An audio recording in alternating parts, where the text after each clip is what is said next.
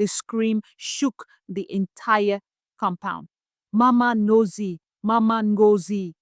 People ran from every corner, slippers slapping the dusty ground. In the middle of the big white mansion's living room, a young girl knelt beside her boss, who lay on the floor, gasping for air. She was crying, shaking his shoulders. Sir, please don't leave me. Please, stay with me. But at that moment, dear viewers, nobody knew the truth. This same man had been planning to send her away that very morning. Let me take you back to where it all began. Chinwe was just 17 years old, from a small village in Enugu State. Her parents were farmers, but the last harvest had failed. The red dust of the harmattan season clung to everything in the small mud house. Food was scarce, and even firewood was precious.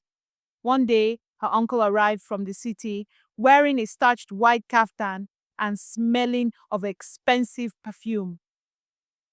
There's a big man in Lagos who needs a housemaid, he said. She will have food, clothes, and maybe even small salary. Her parents looked at her with sad eyes. Go, my daughter, help us. One day things will be better. Lagos was a different world. The streets buzzed with yellow danfos honking, hawkers shouting, pure water, gala, and women balancing trays of oranges on their heads.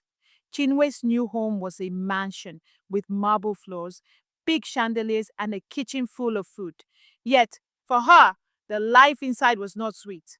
Her boss, Chief Aid, was a wealthy businessman with 3 grown children. His wife had passed away years ago, and the house was cold. Not in temperature, but in the way people treated each other. The other staff ignored Chinwe, calling her village girl. She worked from dawn till night, scrubbing floors, cooking meals, washing clothes, and sometimes slept without eating. One rainy evening, Chief Aid's driver didn't come back from town, and Chinwe was sent to bring the chief's dinner upstairs. She found him alone, staring at a framed photo of his late wife. Young girl, he said softly, you remind me of her kindness. From that night, he began asking her to sit for a few minutes after serving his food. She would tell him about her village, the markets, the way the moon looked over the farmland. Slowly, he started to smile again. But this new closeness brought jealousy from his children, especially the eldest son, Tunde. One morning, Chinwe overheard Tunde on the phone. That girl will not stay here another week, he hissed. She's manipulating my father. I will send her packing. Her heart raced. Where would she go? How would she tell her parents? She thought of speaking to the chief, but feared it would make things worse. By the next day, Tunde had convinced his father's lawyer to prepare a dismissal letter. Chinwe was to be sent home the following morning. But dear viewers, fate had other plans. That morning, before the dismissal could happen, the loud crash came from Chief Aid's room. He had collapsed from a heart attack. The other staff panicked, screaming and running in circles.